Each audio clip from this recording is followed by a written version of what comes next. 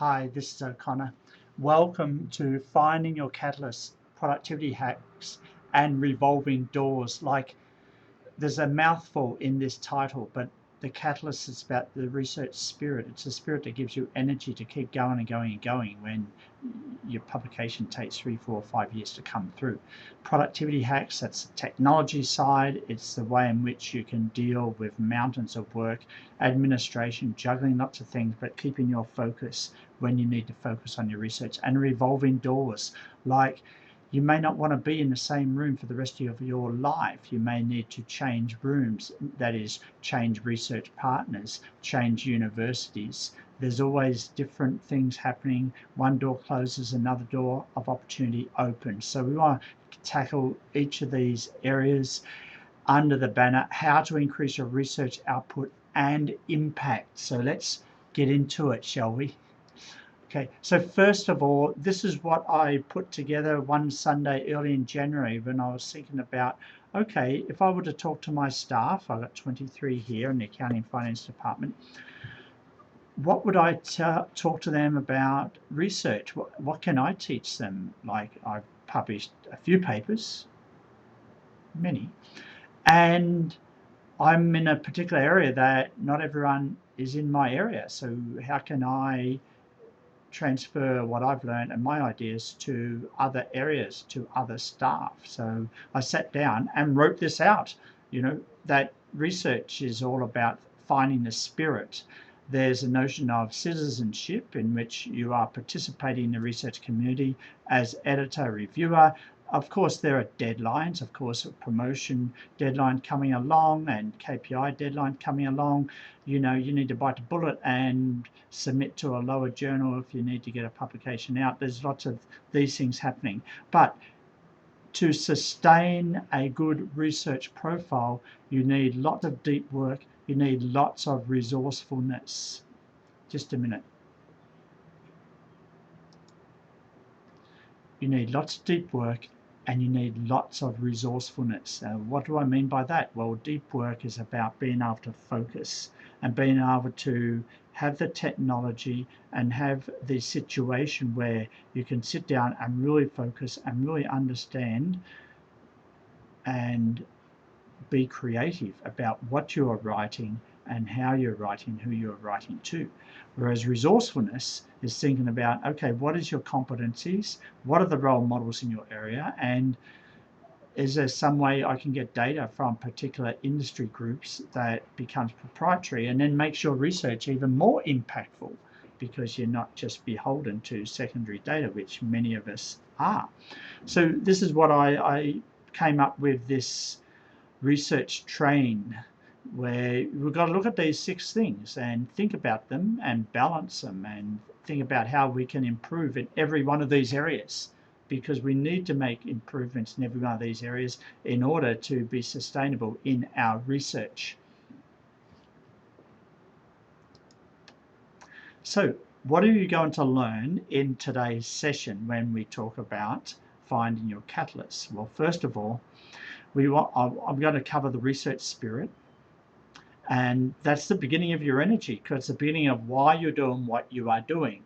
And I'm going to share my story about my first stage of as a researcher post PhD. It was more get publication, and the first 10 years, and then I realized I want more industry engagement, more impact, and so then I switched my direction to focus more on a particular industry, supply chain electronics, because I was in southern China, and so that's the best place to do that type of research. And then my last 10 years, my second 10 years, I've been focusing on that. So, and I've got done a lot of massive action.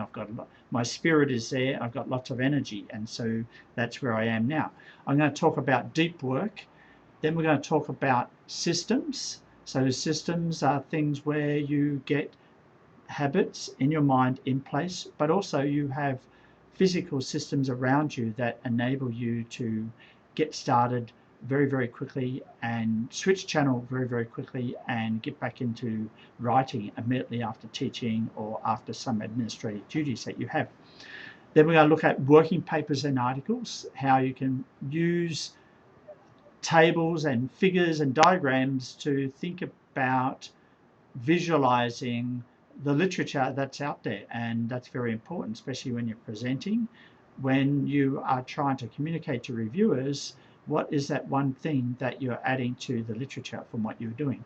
And then I'm going to look at resourcefulness, because I've never been in a department where staff have not said, we want more resources, we need money for this database, we need money for this database. Well, I don't want to talk about resources, I want to talk about how can we be more resourceful, and that's very important.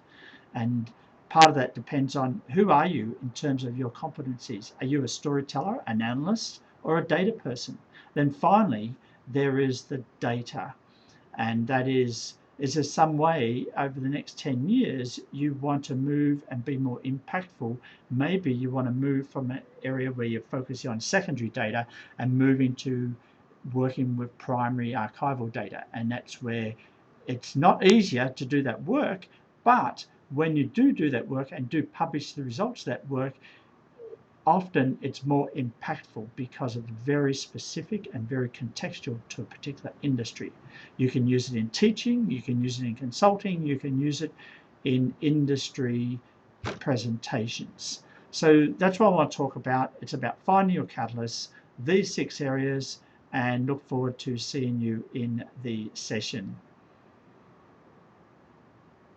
So now we want to get started, shall we? So first of all, the research spirit, and that's all about the belief, the heart, passion, energy, massive action. What do I mean by that? Well, massive action is the physical transformation of your alignment of what you think you are about for the next 5-10 years, and it's your alignment of your energies, which really starts from your mindset. It really starts from what is it that you are about in your life over the next 5 or 10 years. And that spirit is so critical to driving what type of research that you do, and not just do the research that someone else says, well, this is the research you should do because you'll get faster publications. Your spirit may not be there. So what's the good of doing that type of research? So what I wanted to focus on is how I pivoted from that mindset from my first 10 years post PhD to the last 10 years, where I really focused more and become more contextual on the Chinese electronics industry, and focusing on how supply chains are managed by Apple, by HTC, by these big multinationals. And I put a lot of passion and heart into this, but also I took massive action, and that is I went and interviewed 1,000 suppliers, not because I needed 1,000 data points in my statistics, is because I wanted to make a mark. I wanted to be seen as a person that went out and did 1,000 interviews, and then that gave me more credibility when I'm talking to industry, and with that becomes more impact when you publish the results of your work, because now you can say, I did 1,000 interviews, here are my results. People will listen to you because you have taken that massive action. So what do we mean by the massive action? Here's what, in August 2010, I did my first trip to a trade expo, and I never been to a trade show before, like a B2B trade show. In October 2010, I was the start of my 1,000 interview study of suppliers. But at that time in October, my plan wasn't to do 1,000 interviews. I thought, I can do 100, 200 interviews, and that will be my little project. But by the time it came to February 2011, then I decided, wow, this is a great way of doing interviews if we can do it properly. I decided I had done about 160, 170 interviews by February 2011. After visiting about 4 expos, I thought, wow, let's go for 1,000. And so by November 2012, just less than 20 months later, I had finished my 1,000 interviews. Now those 1,000, those interviews, each of them takes about 1 hour. And I supervise the selection of every interviewee. And we went through, and I watched and I answered questions I supervised, I checked after the interview was done to make sure all the answers were given. So it was a lot of time in the field to supervise, monitor, and to audit to make sure that these interviews were done properly. And you couldn't do that if you paid someone. You couldn't do that if their heart wasn't in it. And so my heart was in it, and that's what you can do. In October 2012, I had my first trade expo presentation. So that was my first presentation to industry leaders. In October 2013, I had my first working paper out. October 2014, I had my second working paper out, and then third working paper out, project number 4. And October 2015, project number 5, project number 8. October 2016, we had another project, 7, where we got access to a supplier blacklist through a connection with Mike Bellamy at trade shows, and we got this proprietary data, and then that becomes part of another project. So you can see that the massive action I took in 2010, 2011, 2012 is starting to pay off, but this payoff can take up to 10 years. You're not looking for a 3 to 5 year payoff here. When you're taking massive action, you're looking for a 10-year time frame here. So that's what I mean by the research spirit, taking massive action and having that energy. So even with the project 3, the initial stages of understanding it, well, what would you ask suppliers? I went out in 2010, in April in 2010, 2009, I went out and actually visited all of these companies, and we did interviews. We just sat down and asked them, well, how do you manage your suppliers? How do you evaluate suppliers? How do you reward your suppliers? And what are the risks? What are the opportunities? What is the number one thing that keeps you awake at night? And so we learnt a lot from actually going into the field and talking directly to these multinationals that are working with suppliers. So in some ways, that gave me some good feeling of, is this something I want to spend the next 10 years doing? Because I was actually talking to industry, and if you don't like the setting, the field work, and the people in the industry, you're not going to like doing that research for the next 10 years. And I totally enjoyed this opportunity to talk to these companies, and I thought, wow, this is where I want to be for the next 10 years, and just let's go for it.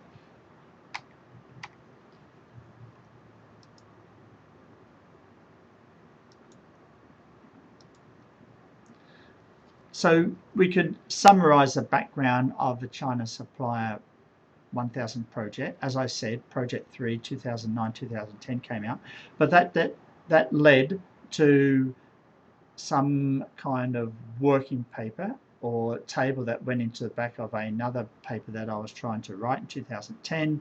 And then I started thinking about how that would feed into the China Supplier 1000 project, and then we led to interviewing 1000 suppliers.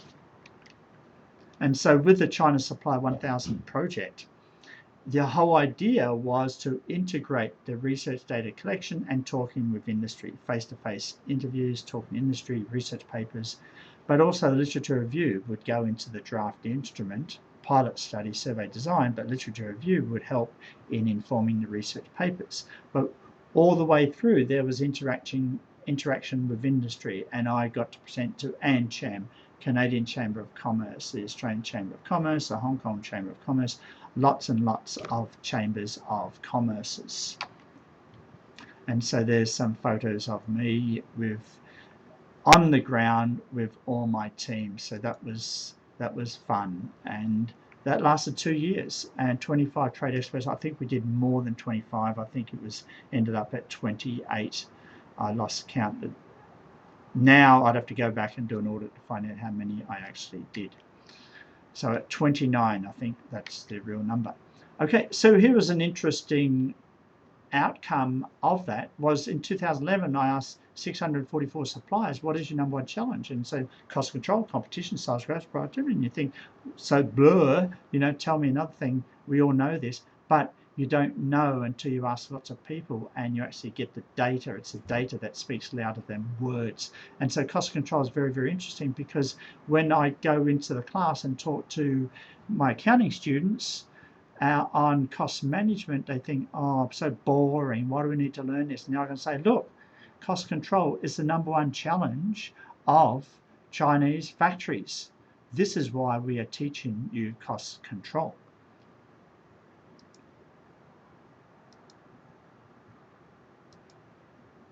And so even 1 year later, in 2012, we asked the same questions to another 431 Chinese suppliers. And look at this, cost control, 20%, competition, 20%, product development, 8%. So you can see the cost control and competition are very, very big and very, very important to these companies. And then that enables you to think about research questions, to maybe go back to those factories that have cost control as the #1 challenge, and just understand, well, how are you managing the cost control? If that is your challenge, then how are you managing it? Like, this is real industry engaging questions, and this research can have lots of impact for industry to know these solutions. And so I call it game-changing research, because you're not just doing 1,000 interviews, but I'm actually doing academic work at the same time. I'm actually talking with practitioners. I also gave it a branding, China Supplier 1000, Best Practice Management. So we put a brand on it, and also all the questions were focused on open and closed-end responses. So we had open-ended responses in several parts of the interview as we go through the interview, and that enabled us to actually learn even more. And we just had literally thousands and thousands of pages of notes that came out of these 1,000 interviews. So just summarizing here, the spirit of research is the thing that will drive you to do exceptional actions. And we're talking about massive action, and massive action is what is required, I believe, to have an impact, especially in industry. Increasingly, that's more important for universities these days. So think about what area setting, industry setting, would you like to undertake a massive action in your research, and think about that. Would you get excited if you spent the next 5 or 10 years in that area and becoming the best in the world at that area? What would that be? And so that's where you can try and align your spirit with your energy and that action. And that's how you can actually have more impact in undertaking your research. So let's go to deep work, because our time is limited.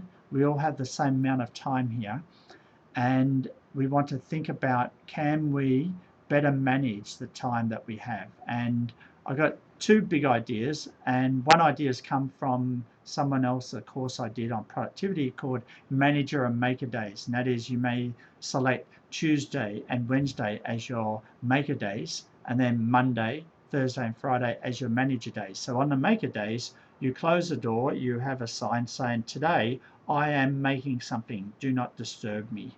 Okay, or if you're collaborating with someone in the same office, in the same university, then that's when you do your collaboration. It's part of the making.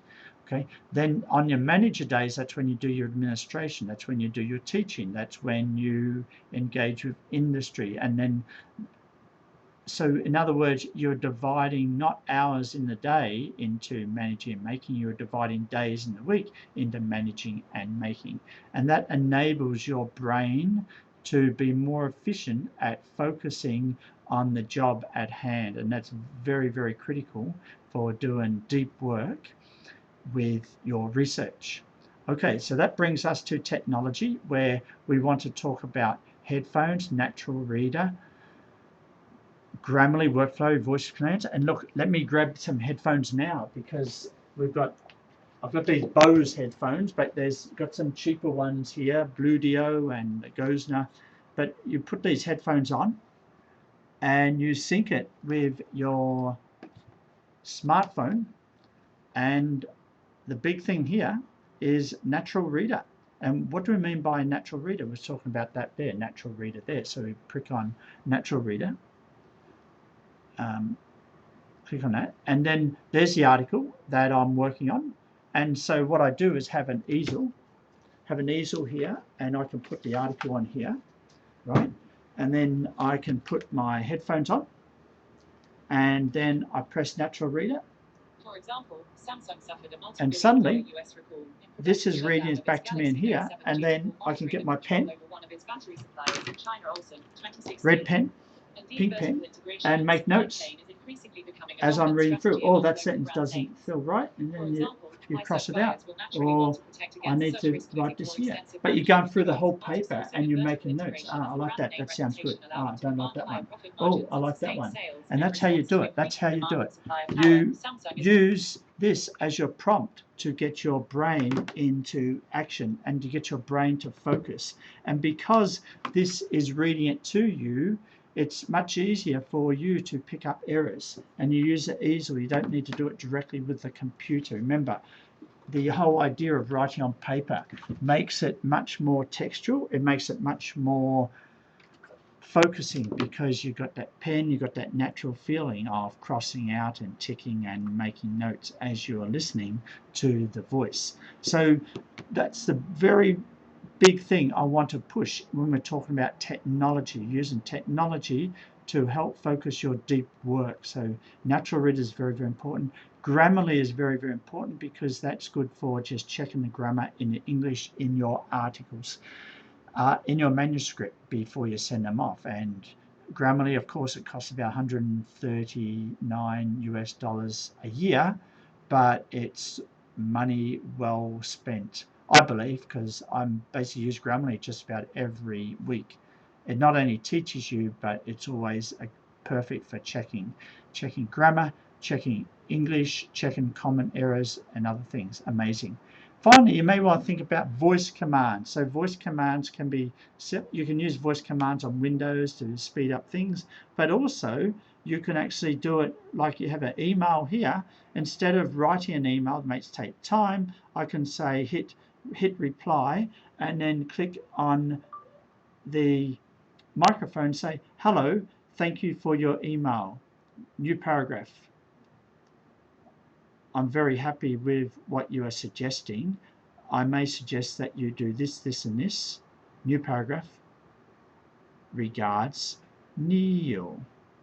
And then most of it's there. You may edit. You only need to edit one or two items, and then you send it off. And boom, there. I've just sent an email. And you can walk around that and compose your emails and go through 10, 20 emails within half an hour or even less.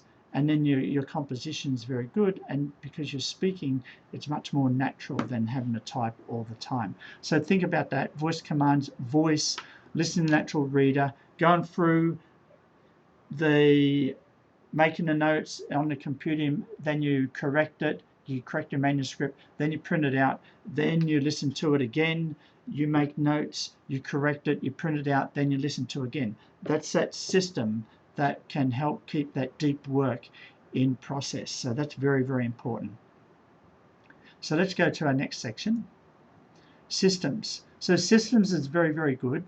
It's a very important area because this is where you can save time, because you get a system in place, then you don't have to think as much and you can actually go through the motions and then use your tired time to do things. So a good system for starting a new manuscript is outlining. So it's an interesting, what is the interesting area you're doing? What are the big research questions in this area? What have researchers done and what are you going to do? If you can answer those 4 questions, there is your introduction to your research. Writing new theory, what I suggest, and I want to show you an example, and then we go to the proofing, which is what I just explained to you. And here's an example what I did for an outline of the supplier blacklist paper that I'm currently working on. So what are the big questions? That is, boundaries of the firm, make or buy procurement is important for cross-border transactions. Okay, so what has been done in this area? Procurement government can potentially be important in managing cross-border transactions. Alternatively, because of increased randomness, processes cannot be managed or controlled. And then number 3, what are you going to do about it? We examine procurement controls in the context of financial fraud. Specifically, we address 3 research questions, 1, 2, 3. And then finally, we can say, why does this matter? Well, this matters because we want to improve the efficiency of procurement governments. We want to improve the way in which multinationals manage their procurement process, you see. So we have 1, 2, 3, 4. This is an outline that really starts the introduction of our paper. Writing new theory. So here's another project I'm working on based on data that we've got from HTC. And it's not, I don't want to go into detail of the theory, but we're thinking about dependent variable as purchase order volume allocation. And then the independent variables are something like scorecard measures. So if a supplier performs better on a scorecard measure, then do they get a larger purchase order allocation? That would be very important to know. In other words, they've got a scorecard system in place. Do they use that scorecard system religiously in a formal way to actually inform purchase order allocations, or are purchase order allocations subjective? In other words, do they diverge from what a supplier performs in terms of their scorecard performance? So I had to do an adjustment from an earlier submission that was, well, it's got very close, revise and resubmit with Operation Management Journal, but we realized there was too much to do, so we thought we'd go to accounting. Now we need to change a few things for accounting. We need to change the theory, we need to change the literature that we are talking to in the accounting journals.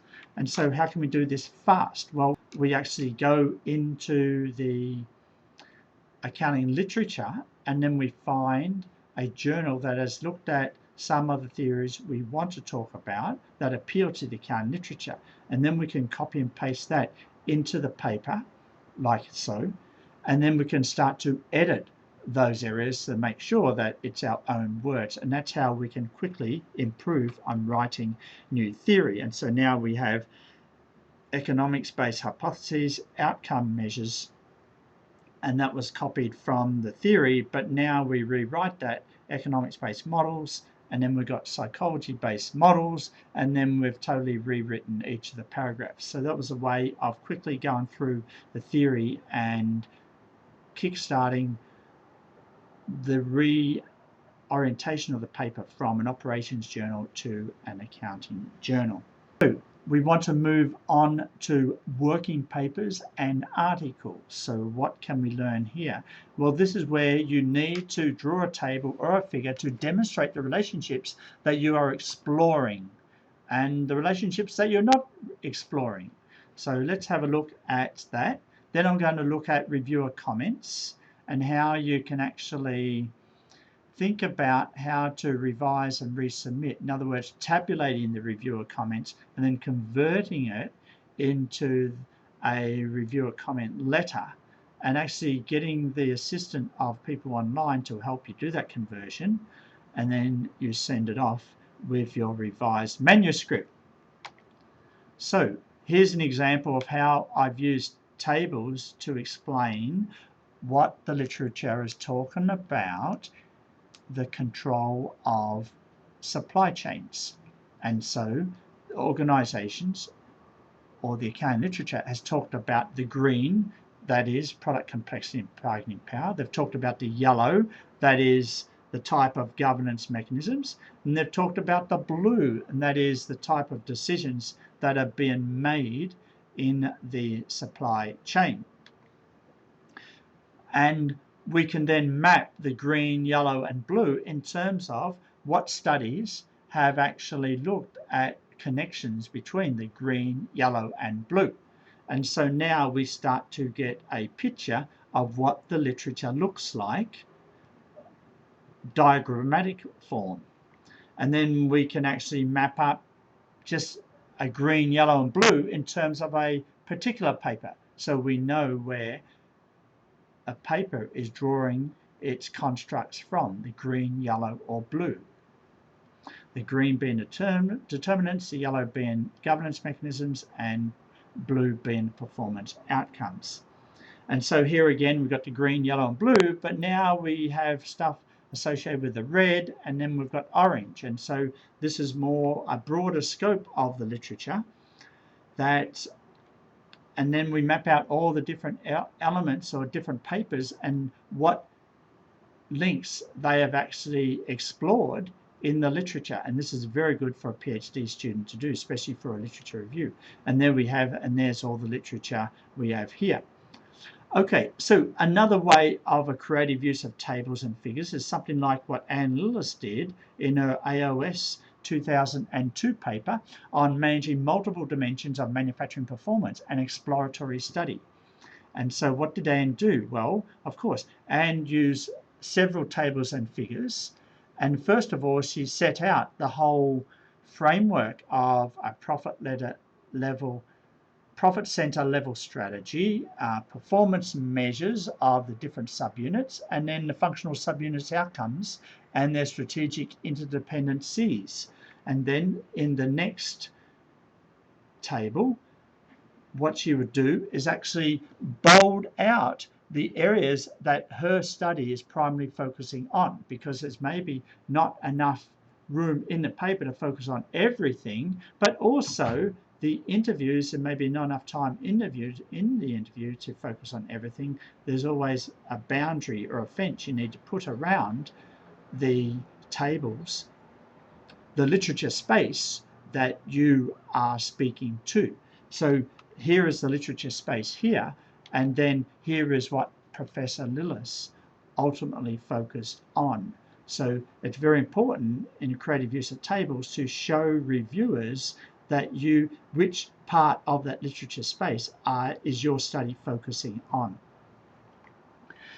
Okay, the third creative use of tables is in responding to rejection or resubmit, or responding to reviewers' comments. And then first of all, we want to put all the reviewers' comments into a table like this on one side, and then on the other side you can start to think about how we can group different comments, and we may give numbers to these different comments, or we may actually highlight which areas or which comments is the low-hanging fruit. So even if we don't send it back to the journal, we should at least try and address the low-hanging fruit comments, and then we can mark other comments as being, oh, these comments are really, really hard. They'll require a basic massive rewrite of the whole paper, and so you can put M for MR, massive rewrite required, or something like that. And so then you get a picture of, okay, what strategic direction do we want to take the paper in? Do we just want to do a quick revise and submit to another journal, or do you want to do a massive reorganization as what the review requires? And then that actually might set up the opportunity to actually resubmit, even if the paper has been rejected. And that's what I did in this case here. And then here's my revision in terms of what the reviewer said in black, and then what my response is in blue. And then I highlighted some of these areas where I've actually copied and pasted text to actually show the reviewer exactly how we have responded to his comments. And actually the reviewer's response to my reject and resubmit was that I actually did a fair, my revision was a fair revision. They felt that I did a good job and did not waste their time. And it's good to get feedback from reviewers like that. Okay, so now we want to go to resourcefulness. And why do we want to talk about resourcefulness? This is very important because staff are always thinking, well, the university needs to give us more money so we can have more data. We need to buy databases. We need money for this. We need money for that. No.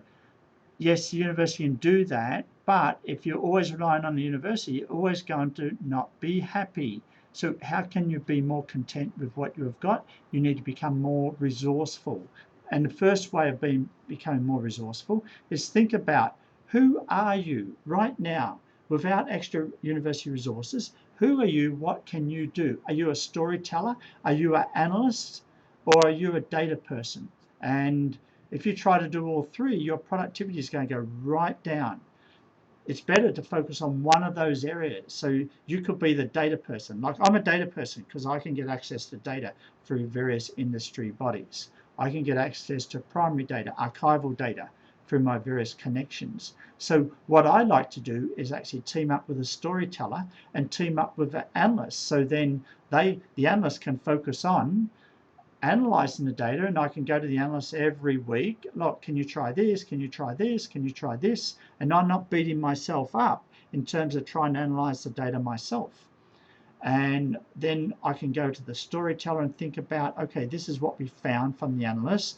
Mr. Storyteller, do we change the question? Do we keep the same question? The storyteller may give us other ideas to try. Can you try this? Can you try this? And I'll go back to the data person, the data analyst, to try different things. Okay, so think about your competencies before you think about what resources the university can give you. Okay, how resourceful you, what resources do you immediately have? Are you a storyteller? Are you a data person? Or are you a data analyst? Now, the other thing that brings to mind is once you realize that you are one of these three things, then you need to think about, do you want to keep the same partners you have on your paper? Or do you want to kick them off, new projects, and you want to bring in people that will complement what you don't have? In other words, I'm a good data person. I would like to have a storyteller on my paper. I'd like to have an analyst on my paper. And that's what I'm doing with project number 7. I haven't done that with all projects, and I realize when you're trying to do all three yourself, it takes forever and you never get anything done. So that's what we mean by who are you in terms of competencies. So role models, who are key people in your area? It's very important to think about who are key people in your area in terms of industry and academic, both. So in academic, then you think about how the university can help invite those people to your university so you can actually work with them, or you can get inspired by them, or you get resources that you can actually travel and meet them when you go to the next conference. And finally, presenting. Now, presenting is not just going to conferences and having a good time at a resort. Presenting is about meeting people and actually getting your ideas in front of key people who may be reviewers, who may be editors on the paper, or you may find ideas or special issues by talking to people that people come up to you and say, oh, I like the topic that you presented. Maybe you can submit it to this journal as I've got a special issue coming up next year. And you wouldn't know that if you didn't go out and present your paper. And the same with industry. Presenting to industry is very, very important because you want to get known out there as being a trustworthy and believable academic. Because I can tell you now that not every industry people trusts academics. Okay, just because you're an academic doesn't mean you are trustworthy in the eyes of industry people. And so you need to get out there and show this is the type of research I'm doing that is relevant to you. And then over a number of years, if you keep on doing that, then you can start to do your ask, start to do the big ask. So presenting industry is like jabbing, jab, jab, jab, jab, jab, and then you do the right hook and say, when you go for the ask and say, I would like this data to continue my research. And it's a bit hard for them to come back to you and say, who are you? I don't know you. Why should we give the data to you? It should be automatic. Oh, sure, no problem. You have been given so much to us over the last 3, 4, or 5 years. We would like to help you, and we trust you because you have been around. You're part of our network, and we trust you. Yes, that's how you get primary data. It's not just an NDA. An NDA is good, non-disclosure agreement and things like that. That's fine. But the trust comes from them getting to know you through your presentations and through you being visible out there with your research, and that is critical. So that's how you can be more resourceful. And finally, we want to look at data, all right? So because I talk to a lot of staff and they say, oh, we want data. We can't get the data. We haven't got funds for data. No. We want to think about how can we get data from industry. Like if I ask you a question, if you got access to some data, what interesting data would you like to get? Like ask yourself that question. I would like to get this type of data. Once you ask that question, then that can start the ball rolling in interacting with industry, presenting to industry, getting to know the people that in 1, 2 or 3 years time will give you, open the doors and give you access to that data. But you've got to start with that question. What interesting data would you like to get if it could be delivered to you today? Okay, and so that's the big question I would ask. Going to trade expos is a way of meeting lots of people, literally thousands of people, and you can focus however you like in terms of how you strategize at the trade expo. You can do interviews. You can just hand out your card. You can just do 2-question interviews. You can do lots of things. You can, and the best thing I like to do is whenever I talk to suppliers at trade expos, just ask 2 questions, and that is, what is your number 1 challenge, and how are you responding to that challenge? No matter what, I talk to anyone. Oh, what is your number 1 challenge? Oh, how are you responding to it? Now, over time, if I ask 100 people, then suddenly I've got a database and I can start to put some metrics together. When I present to industry, I can put that up and people go, wow, that's the big trend out there now. And you don't need an R-square, you don't need OLS regression, chi-square, and all those fancy statistics to wow an industry audience. And so I find the trade expos open-ended questions is a big way of getting data for that purpose. But ultimately, you want to engage industry so you can get access to that interesting data that will make your academic research publishable. And of course, it's going to be meaningful and impactful for industry as well.